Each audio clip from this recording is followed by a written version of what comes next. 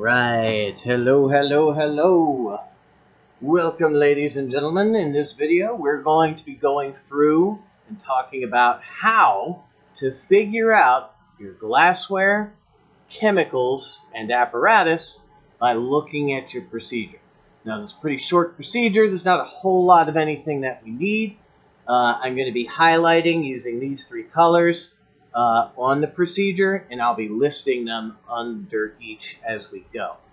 So if you have seen this in class, this should hopefully be a little more organized than it was in class the other day. So without further ado, let's dive in. So very first sentence gives us a pretty solid hint. It says, obtain and label an Erlenmeyer. Okay, this is the first thing we have to make a note of, is an Erlenmeyer flask. So that's going to go under glassware. That's why it's blue, because Erlenmeyer's made of glass. One thing you might not know off the top of your head, and you may have to go back and replay this once or twice, because this is something you have to know on your own for the other lab you're doing a write-up for. We have, that was odd, we have a limited number of sizes for our glassware. In this case, specifically for our Erlenmeyers. Erlenmeyers are only available to you in 4 sizes, maybe 5. We'll list them out and see. 50 milliliters, 125 milliliters, 250 milliliters, 500 milliliters, and 1,000 milliliters, or 1 liter. So yeah, 5. So you have to use one of those 5 sizes. You can't just get a 100 ml Erlenmeyer. You are limited to the sizes that are available. Now, how big do we need in this case? Well, it says, right, yeah, it did move. Okay, I'm not crazy. Hang on a second.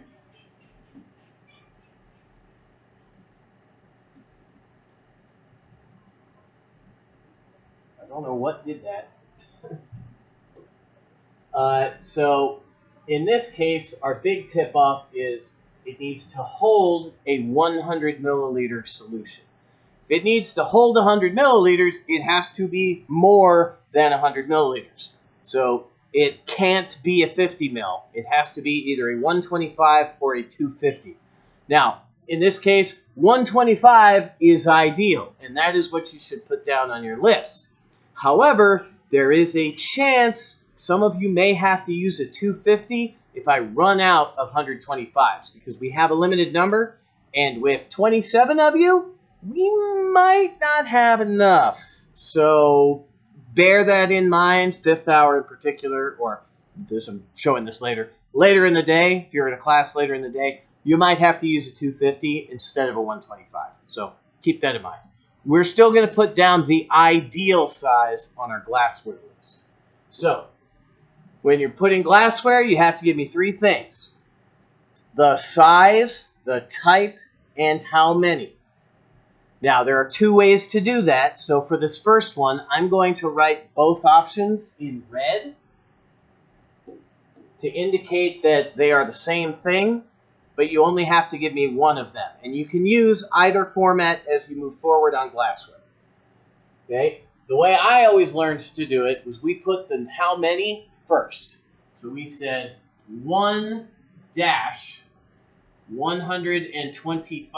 milliliter Erlenmeyer. Now, as an alternative, another way you might want to do this is 125 milliliter Erlenmeyer,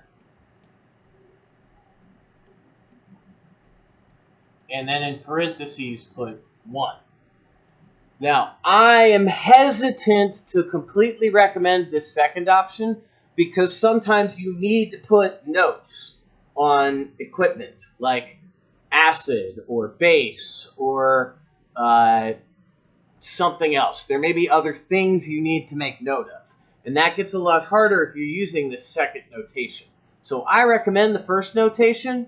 It's going to make more sense. It's going to be more useful in the long run. It works in more scenarios because then you still have this parenthesis option. Now, you could use this and then just use brackets to make any addendums or notes that you need to make. Okay, so something to keep in mind. So these are two different options for one thing. You do not need to put this one thing down. I'm just making sure that when you're looking back at this later, you remember. All right, so moving on from there, the next thing that jumps out at us in this is rubber stopper. Now, rubber stopper is not glass, nor is it a chemical, so it has to be one of our apparatus. Now, this is actually an excellent example of where this might not be the best notation. This might work better. Because with rubber stoppers, you have to tell me what size rubber stopper. There are, I want to say, 16 different sizes of rubber stoppers. 0, 0, like 2 zeros is the smallest. Then 0, 1, 2, 3, 4, 5, blah, blah, blah, blah, blah. So you have to have a spot for a number for what size it is, for the size on this. So the way we normally do that for a rubber stopper is we would say 1 rubber stopper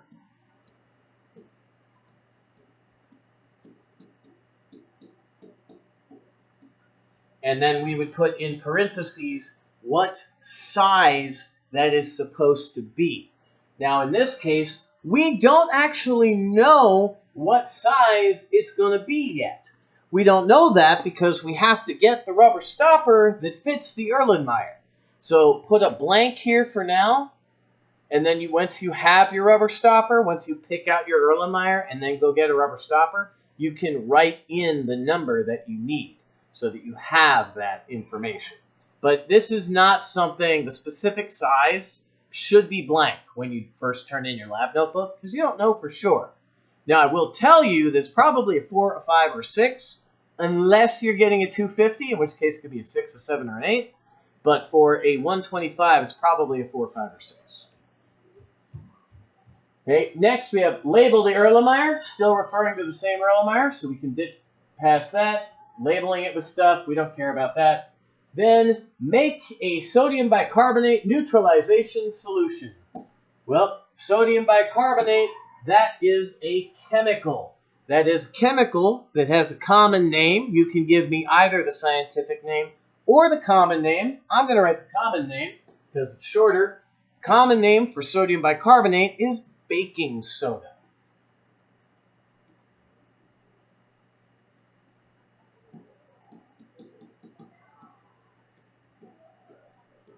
Now, you might have noticed I put a blank and a G.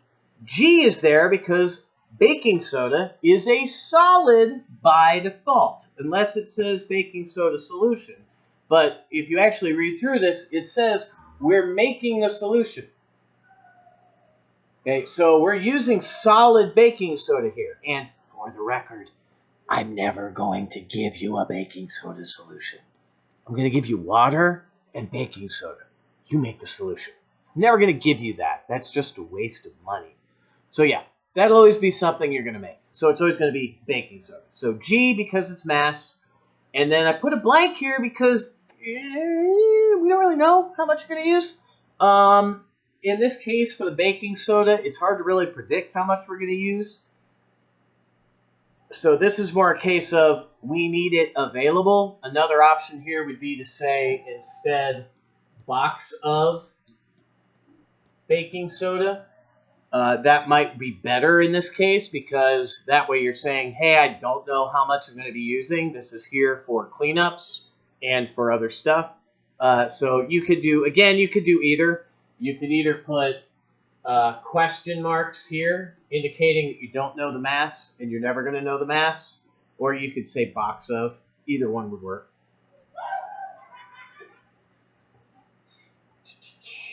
Okay, so obtain a beaker your hand will fit in. So beaker. So we need a beaker. So we're going to put that under glassware. Now, same thing. We need a number, we need the size, and we need the beaker. Well, do we know how many? Maybe. We're going to put a 1 for now. Do we know the size? Not really, because it's not real specific. It just has to be one that your hand will fit in. So again, put a blank for now, and then just say beaker. You should be able to say milliliters, because we know it's going to be milliliters. Forgot to put that on my end. Okay, and this is a case where you might want to make a note so that when you're looking back on it, this is for your hand. And that's why you don't know for sure how big it's going to be, because you don't know how big a beaker you need to fit your hand in. Put your hand in and add water.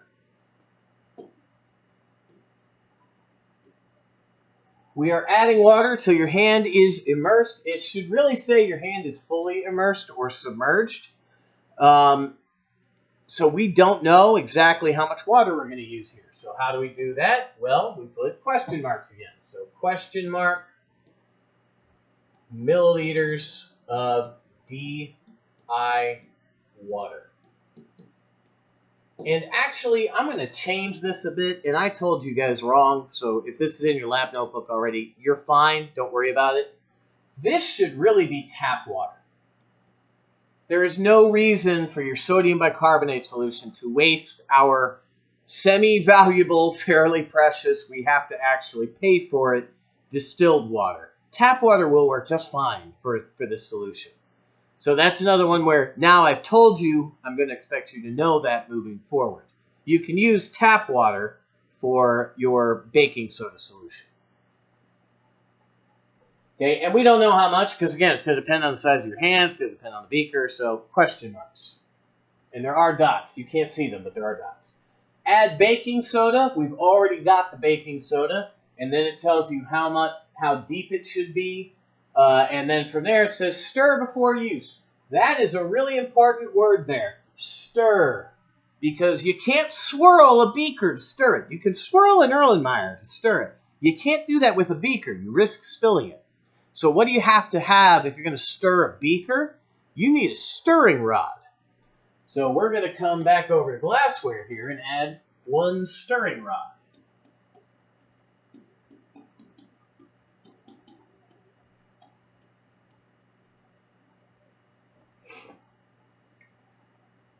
Okay, one stirring rod under glassware. And that's going to wrap our prep. So just going through our prep steps, we already have 3 pieces of glassware, 2 chemicals, and 1 piece of apparatus that we've pinned down. Now we're going to go through the procedure, and we have to keep in mind on everything we see in here, is this referring to something that we've already seen? Like every time it said Erlenmeyer up here, it was referring to the Erlenmeyer we already made. Or that we've not made, that we already picked out. So we didn't have to list it again. We want to make sure we're not listing the same piece of equipment multiple times. So, procedure. Make a 100 milliliter solution of molar hydrochloric acid from approximately 6 molar starting solution. This blank right here, if you haven't figured this out yet, that's the number from the card I gave you. So you're going to have to write that in. That should actually be a number in your procedure. It shouldn't be a blank. But that doesn't really matter for what we're doing right now. What does matter is here where it says 6 molar starting solution of hydrochloric acid. So we're starting with 6 molar HCl. So under chemicals, I'm going to put a blank here because it doesn't say specifically how much. We'll get to that. Milliliters of 6 molar HCl. Now, why do we have to have 6 molar here? We have to give a concentration. For liquids, we have to have a concentration. Our concentration here is DI or tap. That is our concentration. So we have volume, concentration, identity. Volume is unknown. Concentration is tap water, or tap, and then identity is water. Up here, we don't need a concentration, though I have seen people put pure for their concentration when we're referring to solids. But if you say grams, you really don't need pure. So that's another one that's up to you. You can have it or not, but be consistent. If it's solid, you either need to not have pure or have pure every time. You must have grams either way, because grams is the thing we measure solids in. So you have to tell people how many grams they need. Now again, we don't know how many grams we need, which is kind of a problem, but there's that. We will figure out here where it says your value. I'm going to not highlight this, but outline it. This is a number that you figure out from your pre-lab calculations, which I'm going to make a separate video for here in a minute. So you should have a separate video that's posted that tells you how to do your pre-lab calculations. So we're going to skip over that for now. What we care more about is the second half of this, using distilled water. Okay, we have to have DI water if we're using it to make or dilute a chemical. So this time we have to have DI water. So we're going to put a blank. That is not the right color. Blank milliliters of DI this time water. And this time it has to be distilled or DI water.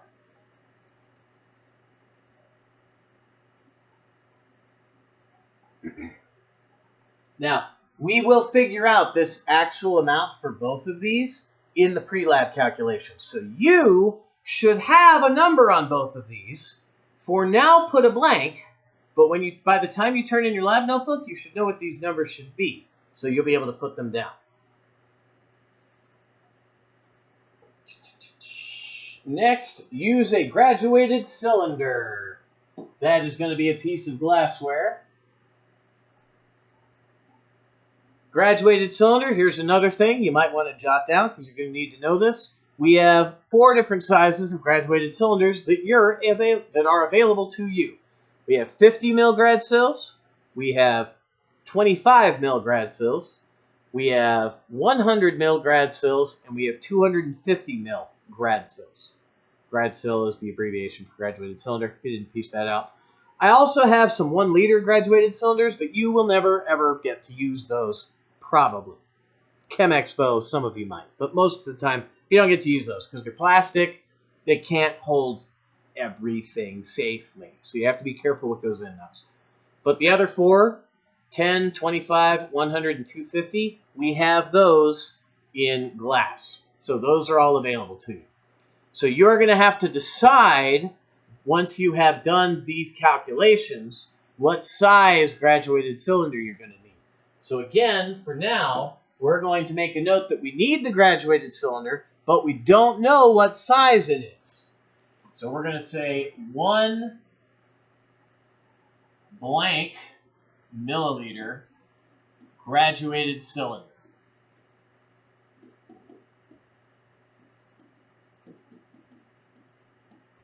And then I would put in parentheses water to indicate that that one is for water. Because when you're looking back at your procedure in 2 or 3 weeks, you may not remember what each of these was for. So make a note that it's for water. Pour this into your acid Erlenmeyer. Acid Erlenmeyer, it's referring to this. So we don't need to state that again. Then obtain, again, your value. That is one of your pre-lab calculations. That's the acid now of 6 molar HCl. So we've already got the 6 molar HCl. I am going to go ahead and highlight it again. 6 molar HCl. Use a graduated cylinder? Question mark. Can that be the same graduated cylinder?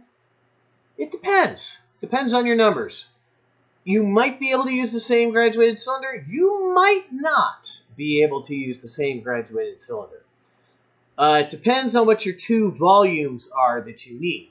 If one of your volumes is 6 milliliters and the other one is 90 milliliters, then you don't want to use the same graduated cylinder. You want to use a 10 mil for the 6 mils and a 100 mil for the 90 mils. But if you need 50 mils of both, or 46 mils of one and 53 mils of the other, then you might want to use a 50 mil twice. That might be easier for you. Okay, you have to kind of make that call. For now, until we've done these calculations, I'm going to make a note as if this is a separate graduated cylinder and call it acid, just like we called this one H2O.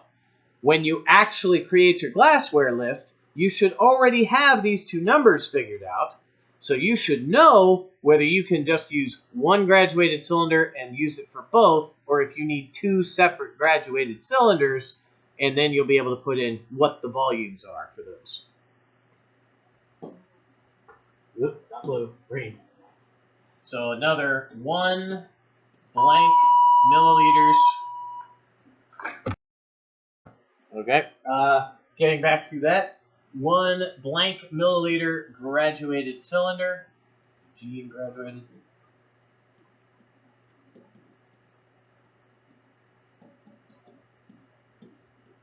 But this one is for acid. And you could put acid or you could say HCl, just so long as you're indicating what it is. Alright, use a grad cyl to get the exact volume. Pour into your acid. Swirl gently. We do not need to use a stirring rod for that because it's an Erlenmeyer. Stopper the flask. Stopper here is a verb. It's saying put the stopper in the flask. We've already got that rubber stopper over here in place in the storage location, so there's nothing there. Neutralize any spills. Use baking soda to neutralize liquids on the workspace. We already have baking soda, so we don't need to add anything there. Scrape the baking soda into the trash can. You do not need to put trash can on your apparatus list. That is a given. There should be a trash can in the room. You don't have to make a note of that. However, that verb at the beginning, really important, scrape. What do we use to scrape in this class? We use a spatula. So we need to add, first off, let's highlight that, scrape the baking soda. We need to add a spatula here. Now, spatula, we only have one size, so you do not have to give specifically what size of spatula, just say one spatula, and we'll call it good. Clean with Windex until no trace of baking soda remains. Windex.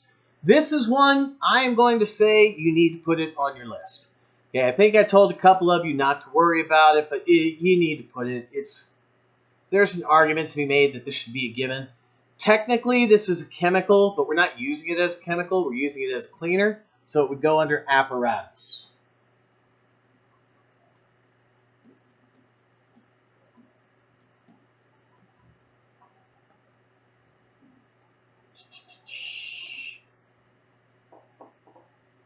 Use soap and water. You do not need to put soap.